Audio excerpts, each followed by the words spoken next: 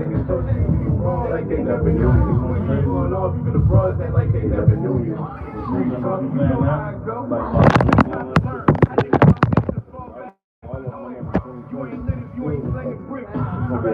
lost my mom it's gonna be a minute. And then my cousin told me that he knows you because you hit him up when my aunt died.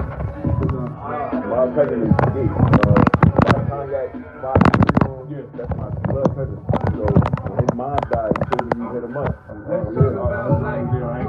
Right. It's gonna take a minute. Yeah, the crazy part is like me, very like me is my therapist, so I'm crazy. Right. I was just talking about that today, like, because I know my nephew lost his grandmother today. And she just came from a 2-week vacation, and she was just on her way back to Newark. She must have died as soon as she came back here. And I'm like, I don't know what I was doing when I was my mom. Like, crazy part is Not what other people saying, and that's what you gotta be okay with. For me, I tell everybody who goes through this because I took mad long to heal. Because you like numb? yes, it took me mad long to heal because I still was trying to be that ass before my mom died. I'm not that same person, and I had to realize that. definitely not like. And let that shit go. Like with me, it's I don't. Everybody's walking life is different. So with me saying, I lost my father in 5th grade, my grandmother before I graduated high school, lost my mother at age 38. I'm 42. That's my whole thing. My father died when I was 9. My mother died when I was 18. 2 years before that, my sister died. 1 year after that, my grandmama died. So really not. How y'all cope with all that? I'll tell you like this. When you go through it, I was like, it happened in 2020. The week before Christmas. I was on airplane mode in life about 2022. So I just now started to like.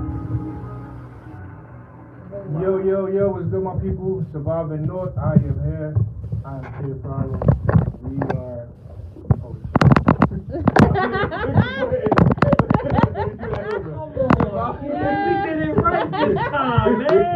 Surviving North. Natural. I am here. Everybody press the button. Stress no super, Bob. He knows it. How you doing? Surviving North, we are here. I What's am up? your host, Kid Problem. I got to the left of me, Chris. Wow. He's tired. He's tired. He's about to call I've been running you. around all day. We got Ab, and we got my guy right here, Stress.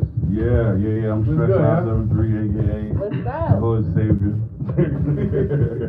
What's good? What's How good? everybody feeling, man? What's good with y'all?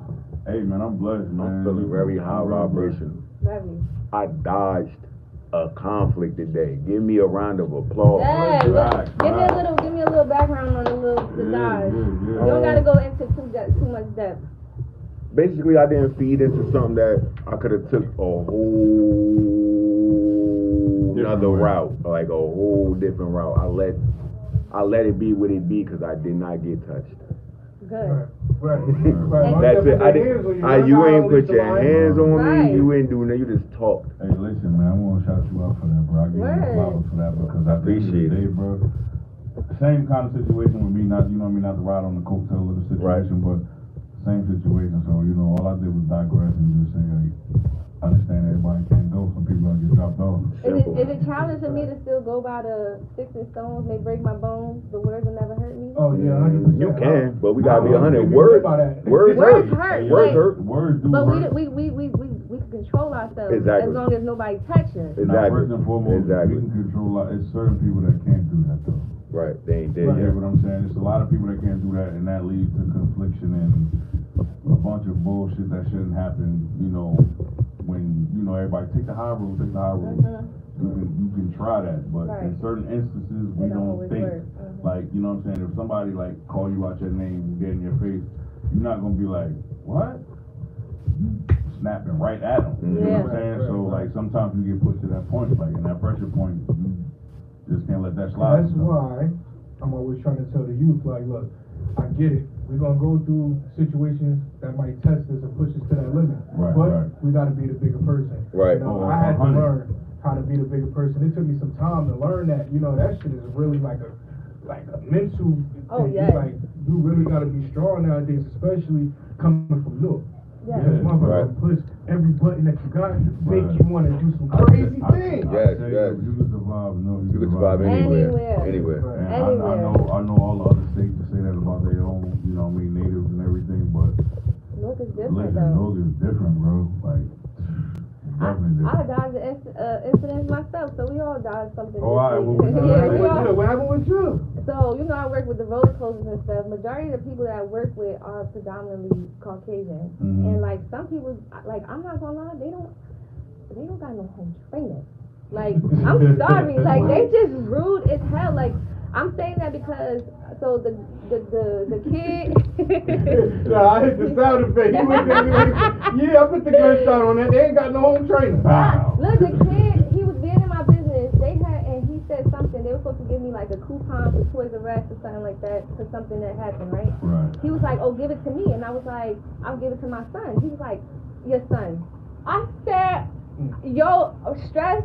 I'm telling y'all, like, I was this close. Gloves was off. Yo, That's crazy. The gloves went off but right let me there. tell you how much I matured and how much.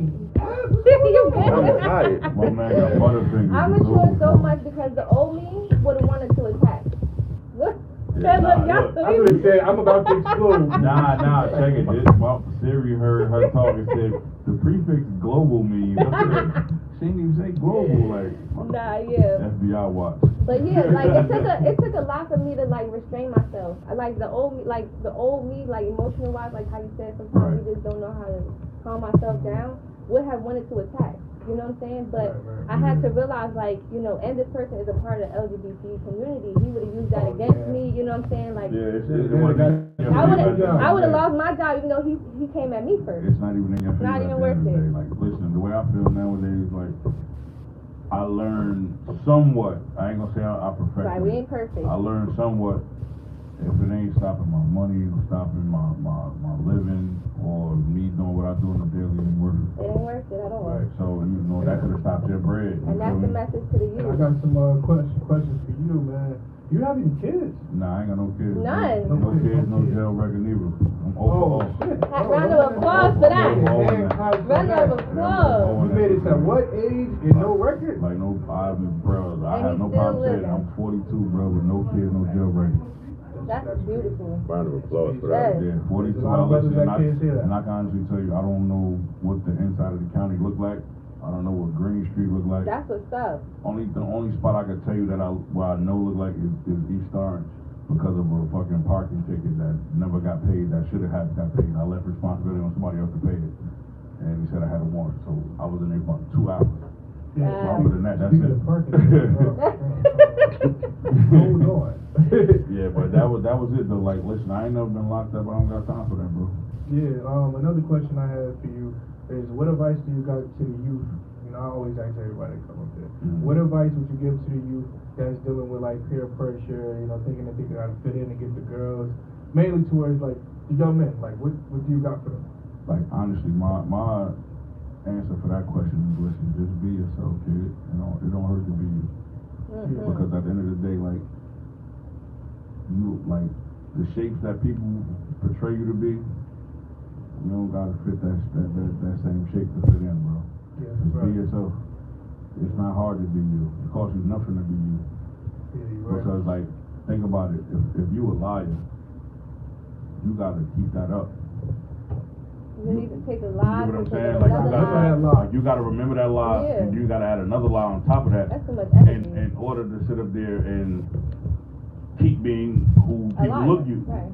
look to you as. You feel what I'm saying? So don't try to fit in. Try to stand out. Okay. You got any questions for sure? I wanted to know because I don't know if you guys know, but this is the MC right here. You Yeah, heard, I'm a little bit of a rapper / producer. He said the other day, he said, I am not an actor. Not, I am yes, a he rapper. did. I'm a rapper. That was funny as hell. Now, but my question is like, how old were you when you started rapping? How did you know that you could actually rap? When I started rapping, it was at least, I could say, I want to say like 15, 16. Like, I started writing 15, 16. But before rapping, I wanted to DJ because I wanted to know how, you know, the parties used to go and stuff, you know what I'm saying? Like, yo, how you got these vocals on this beat, you know what I'm saying? And how you that make it sound so good, you know what I'm saying? Like, what type of timing y'all was on? Right. So, you know, like 16, I started writing. I went to Newark Tech, so when I got in Newark Tech, I started seeing people, like, I started seing people who, like, no Luther Vandross here, only in the shower, but like, when I started seeing people, like, sit up there and doing what I wanted to do, and I see them around amongst their peers in the ciphers in the cafeteria, like, yeah, so I'm like, I'm better than him. Hey. You know what I mean? Right. So I gathered up and, you know, I got the, you know what I mean, the confidence to sit up there and just showcase my talent. But how do you know you was actually good? Because some, you know, there's a whole bunch of rappers nowadays. When I first knew I was a problem, I was at my cousin Kenny's house on North 15th Street in East Orange. My cousin Kenny sang for Naughty by Nature. Ooh. Because his brother managed the Naughty by Nature store that used to be downtown on Halsey Street. Yeah. So they was always at the house. So I rapped and Trex looked at me and said, hey yo, keep going. Shout out to Trex. Right. Keep going. Nephew, keep going. And fast forward now that I done, you know, got myself on my feet wet, you know what I'm saying, got back out there doing what I'm doing. I seen him at a video shoot. He like, nephew, what you doing down here? And we had a cipher. He said, I knew it. I told you keep going. So that was it. So it stuck with me. So I once I got older and to hear that, but when my mother supported me, that's when I knew I was mad. Wow. And my mother was a big fan of the R&B music, you know, oldies but goodies, 70s, 80s music, whatever. No rap, because she got tired of hearing, you know, the curse words and all that stuff, and, you know, the downgrading of women and all that. So when she heard me rap, she like, yo, come on, let's look at this man.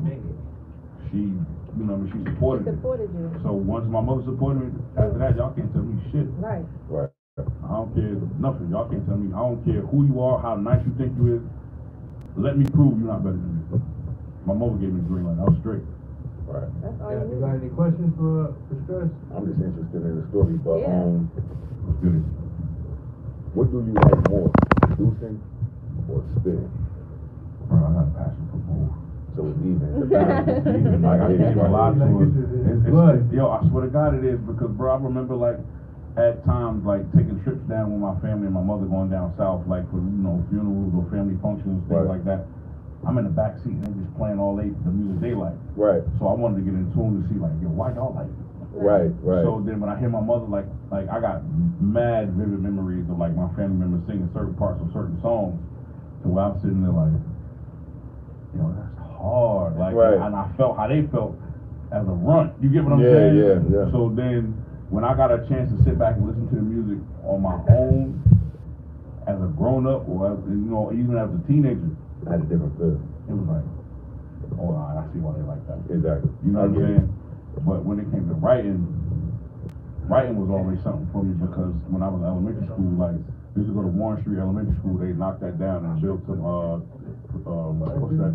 Not for NJIT. They just built some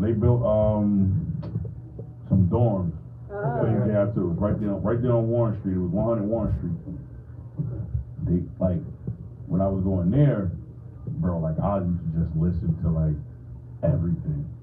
You know what I'm saying? And being like, I like this. You know what I'm saying? Like, I used to feel, I'm like, damn, this shit hard. Like, you know what I mean? Like, and I'm a little kid, like, listening to this type of music. So once I got in tune with it, I'm just like, I want to make something like this. Right. So, and I used to sit up there and be in 8th grade, like, I would take home, like, not 8th grade, but, like, you know, adolescent years, 4th, 5th, 6th grade. Before that, I was taking home older classes, spelling books. Like, I would be in kindergarten, like 3rd grade, taking home. Yeah, exactly. Like, I would go home taking, like, summertime when school about to let out, I'm downstairs in the book closet. I take the 4th grade spelling bee book home. Right. You know what I'm saying? And so when I get to 4th grade, I know this shit already. Right. Because I done had the book the whole summer. Right. Then 5th grade, I did everything until about 8th grade. I kept that same pattern. Like I was a little school thief, but it was educational wise. Right. You were sharpening your skills. I got a question though. So we spoke off camera about your mom and stuff like that. Yeah. If you don't want to answer, you don't No, have we to. can talk. Like, But I'm in a better space to talk about that. right. So your mom did pass away. Yeah, in 2020. December 14th, 2020. Right. So do you feel like, because you just said that she was your biggest motivation, like your Yeah. biggest fan, did you feel like once she did pass, like you lost that motivation, like you lost that? When she passed, I was more or less numb. Did you stop rapping? Like, more I did for like at least, she passed in December. I stopped until her birthday of the following year, 2021. So what brought you back? Yeah. Did you just say, I gotta do this? Or What brought me back was my cousin John.